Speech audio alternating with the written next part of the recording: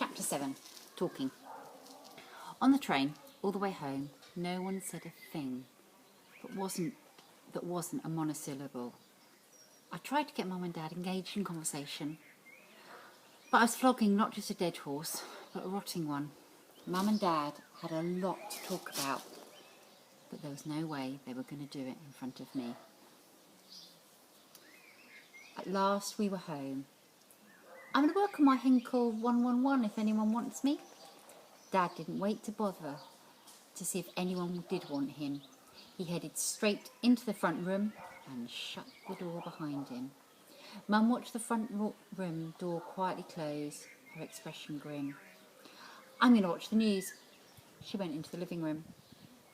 I watched in dismay as doors were closed around me. This couldn't happen. Not now. I wasn't sure what to do. Unhappily, I trailed after my mum. Opening their door, I saw her sitting on the sofa, staring at the TV. Mum, shall I make dinner tonight? No, I'll make it in a minute. I just want to watch the news first. Mum continued to stare at the TV. With a sigh, I turned round to go up to my room. Mum called me back.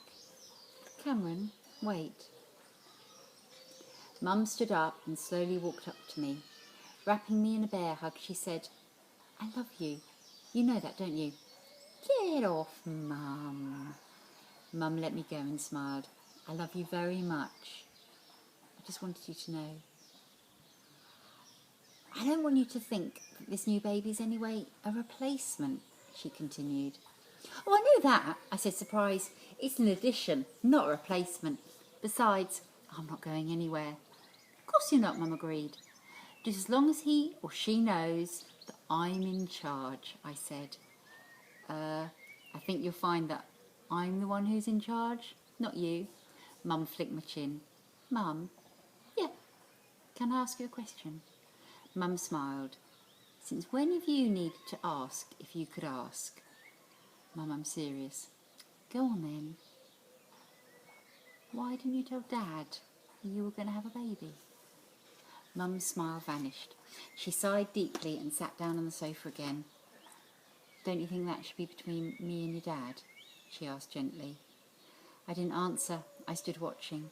Cameron, your dad and I, we have got a lot to work out, and we've both had a lot on our minds lately. I didn't want to add to his concerns by telling him about the baby yet. Doesn't he want another child? Of course he does. We've both wanted another child for years, but it didn't happen. I think we'd both given up hope that it ever would. And when I found out I was pregnant, it was a bit of a shock. Are you sorry? Mum stroked her stomach tenderly. Not in the slightest. It's just unfortunate timing. I smiled. All the best timing in the world, depending on how you look at it. You're in a half-full mood, I see. Huh? Some people would describe a glass half filled with water as half full.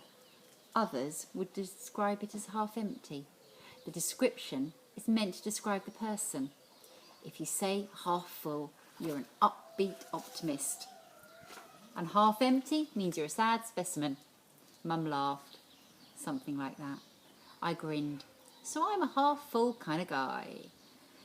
You always were and you always will be, Mum smiled. Now, I'd better get dinner ready. I went to the door as Mum stood up again. Mum? Yeah.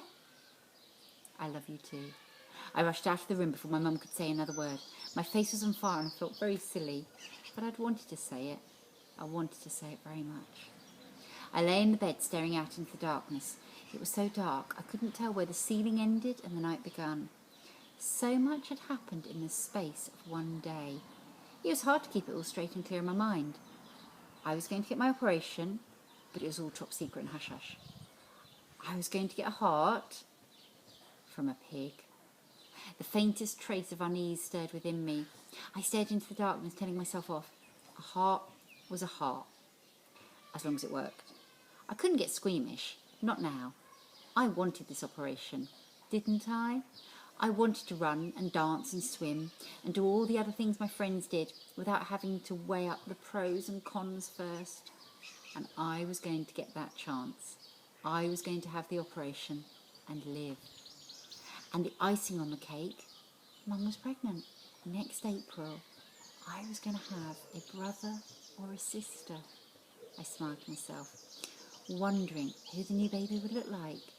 I looked more like Mum, although I had Dad's smile. But Nan said that boys who looked like their mums and girls who looked like their dads were born lucky. Maybe this was some kind of sign. I was about due for some good luck, and I had the feeling that with the operation coming up, I'd need all the good luck I could lay my hands on. My head buzzed with the thought after hopeful thought. I knew I'd never get to sleep with all the things I had on my mind. I threw back my duvet and swung my legs out of bed. A glass of orange juice would help me to sleep. And maybe one of the chicken legs that Mama put in the fridge. And maybe a slice of ham too. I could feel my mouth begin to water. I glanced at the clock. It was 1:30 in the morning. Mum and Dad should be fast asleep by now. Feeling for my slippers, I put them on and tiptoed to the door out of my room. Gingerly, I crept down the stairs. A sudden unexpected sound from the front room froze me in my tracks. There it was again. Dad couldn't still be in there. The light was off. But it sounded a bit like Dad. What was going on? Why was Dad sitting in the dark?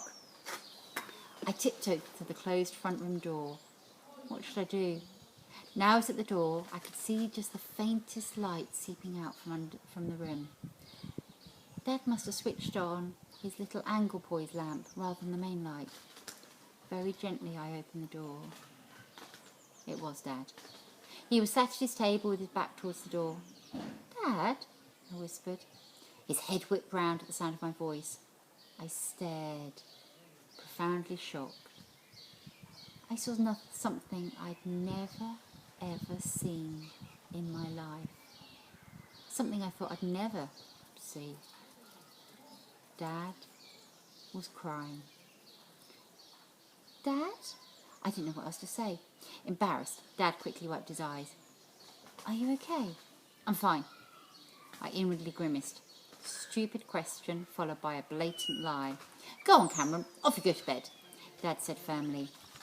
I wanted to stay. I desperately wanted to stay. I wanted to sit down and talk to Dad and say things. But instead I nodded and backed out of the room. Closing the door carefully behind me, I headed up the stairs. I paused halfway up to look at the front door. Then I looked up the stairs to the darkened landing. Up or down, in or out, what should I do? With a sigh, I went back to my bedroom. My hunger for chicken and ham had vanished. I crept into my bed and put the pillow over my head. If only the rest of the world was as easy to blot out. And that's the end of chapter 7.